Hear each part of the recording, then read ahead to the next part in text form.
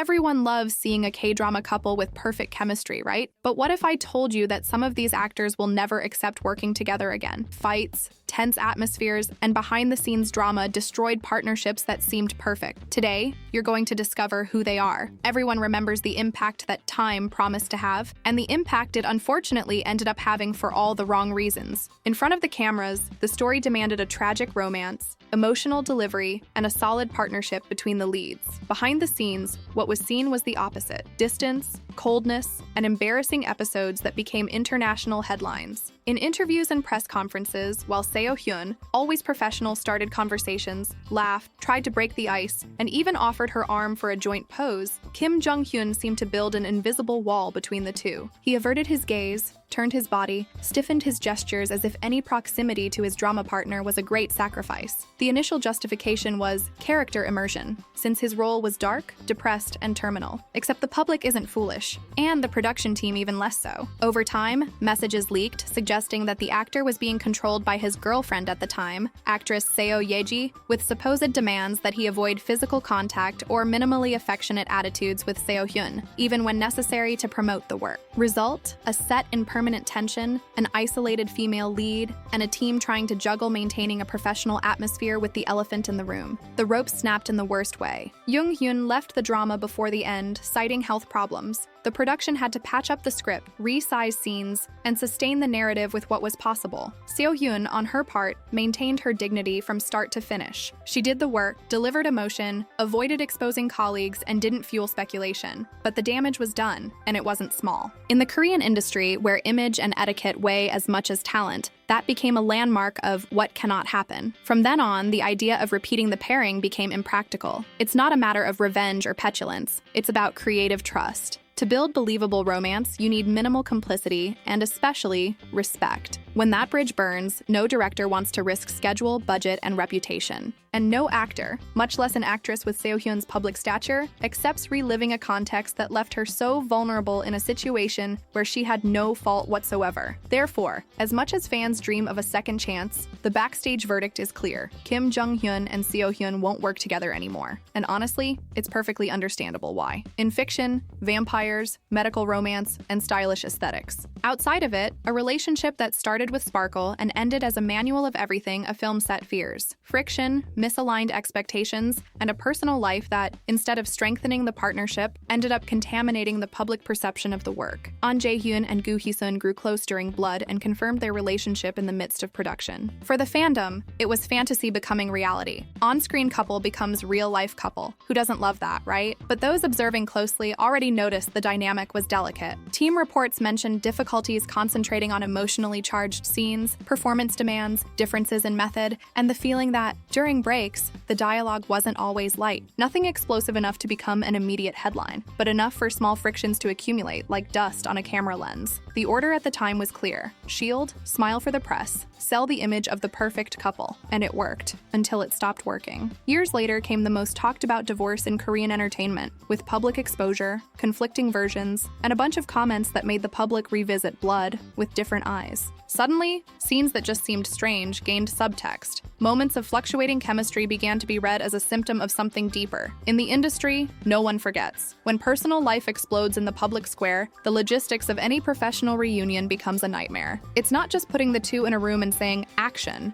There's press, there are divided fans, there are brands afraid of association, there are directors who don't want to manage a parallel crisis, there's a team that prefers stable ground, and there's, above all, the will, or lack thereof, of the parties. After such a publicized breakup, with reputations at stake and open wounds, the possibility of accepting a new project together becomes remote. Which production company wants to risk a tense press conference? Who guarantees that every gesture won't be interpreted as a sign of relapse or veiled jab? In a market where set harmony is risk capital, the opportunity cost is too high. The conclusion is pragmatic. An Jae-hyun and Gu Hee-sun no longer accept working together, not due to artistic incapacity, but because the math of image and peace simply doesn't add up. For both, going separate ways is the only sensible choice. Few people know, but behind one of the most beloved K-dramas of the 2000s, existed a silence that not even the most attentive audience noticed. My Girl is remembered to this day as a classic, with iconic scenes and apparently perfect chemistry between Lee Da-hae and Lee Dong-wook. Except behind the scenes, what really reigned was distance. It was that type of coexistence where cordiality existed, but friendship never appeared. During filming, the two practically didn't talk outside of what was strictly necessary. No laughter on set, jokes between takes, or light backstage atmosphere. According to team members, the environment between them was completely neutral, cold, professional, almost automatic. And there was no fight, shouting, or open disagreement. The problem was precisely the opposite, the total absence of rapport off camera. The curious thing is that the result on screen fooled even the directors. The chemistry seemed natural, intense, fun, except that, for those following closely, you could feel it was all acting. When the set turned off the lights, each went to their own corner. In interviews from that time, the difference was evident. The answers were short, formal, and always in that tone of, "It was great working with him. I learned a lot from her." The type of phrase you say when there's nothing personal to add. Even with the series' resounding success, Lee Da-hae and Lee Dong-wook never strengthened ties. Unlike other K-drama couples who reunite years later in commercials, TV shows, or even commemorative reruns, they never again shared the same set. No joint projects, no side-by-side appearances, not even a symbolic reunion on the production's anniversary dates. And it wasn't for lack of opportunity. Several broadcasters have tried to bring them back in new stories, but both refused. Sources close to them state that the atmosphere between them was respectful, but cold enough for any possibility of future partnership to be discarded. In practice, it's that type of relationship that ends along with the drama. When the last episode aired, it ended there. And the public, of course, was left only with the illusion of the perfect couple. Today, more than 15 years later, the conclusion is clear. Lee Da-hae and Lee Dong-wook no longer accept working together. Not out of hatred, but because the chemistry the public saw was just professionalism, and nothing beyond that. Startup was one of Netflix's biggest successes in Korea and created one of the most talked about couples in recent times. Nam Joo-hyuk and Suzy seemed like the perfect combination. He, the reserved heartthrob, and she, the charismatic actress who transforms any scene into something light and charming. Except that, behind all that harmonious appearance, the backstage atmosphere was anything but calm. From the beginning of filming, crew members began to notice a strange distance between the leads. Nam Joo-hyuk was known for being introspective, but in Startup, he went overboard. According to reports, he rarely interacted with Suzy outside of scenes. He stayed quiet, avoided eye contact, and seemed impatient during breaks. Suzy, who has always been praised for her professionalism and warmth, tried to break the ice, started conversations, and even made jokes, except the responses were short, dry, sometimes even awkward. In the making of videos released by the broadcaster itself, you can notice the contrast. While Suzy smiles, jokes, and tries to create a light atmosphere, Nam Joo-hyuk remains serious, almost apathetic. Of course, many people tried to justify it by saying he's a method actor, that he was just focused on the character, but those who were there guarantee the atmosphere was heavy. On long filming days, the silence between them became uncomfortable even for the sound technicians. The tension ended up showing slightly in the scenes themselves. In the first episodes, the audience felt chemistry, but as the plot progressed, comments started, they seem disconnected, the romance isn't convincing. And when rumors emerged about the actors' cold behavior behind the scenes, everything gained another dimension. After the drama ended, the two never appeared together again at events, interviews, or variety shows. And it wasn't a coincidence. According to industry sources, both refused proposals that included any kind of reunion, including multi-million-dollar advertising campaigns. No one wanted to relive that uncomfortable environment. Suzy continued her career in peace, focusing on films and solo projects, while Nam Joo-hyuk maintained his reserved profile and avoided commenting on the subject. The public even tried to fuel hopes for a second season, but the chances are practically nil. What was supposed to be the perfect pair became a duo that simply no longer accepts working together. Sometimes, the lack of chemistry off-camera speaks louder than any romantic script. The Heirs was that K-drama that dominated Korea and the world. A young, charismatic cast, impeccable wardrobes, and a couple that seemed straight out of a modern fairy tale. Lee Min-ho and Park Shin-hye. The chemistry between them was undeniable on screen. The looks, the subtle touches, the intense scenes. Except the public didn't imagine that. Off camera, the atmosphere was quite different. Cold backstage, minimal conversations, and a distance so evident that many crew members wondered how the final result managed to seem so natural. During filming, both their behaviors drew attention. They only spoke to each other when necessary, usually when the director asked for a new blocking or technical adjustment. There was no exchange of laughter, complicity, or friendship outside of scenes. Park Shin-hye,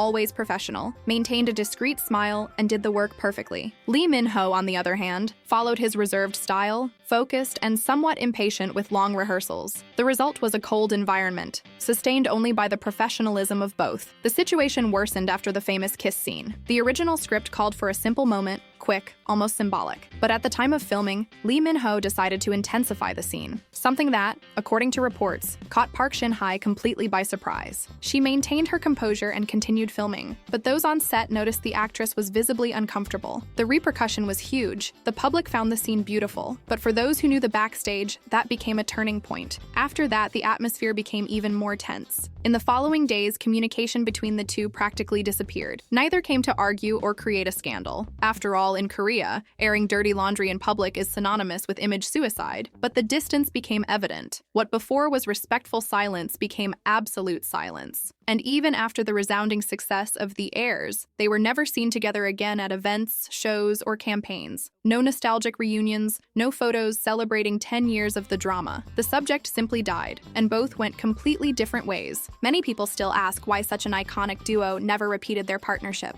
The answer is simple: there's no interest from either side. After a tense set and an episode that generated real discomfort, Lee Min-ho and Park Shin-hye no longer accept working together. Not for nostalgia, not for money, not for fan appeal. And it's not hard to understand. Both have established careers, a carefully constructed public image, and zero desire to relive an experience that, however successful it may have been in the final result, left marks behind the scenes.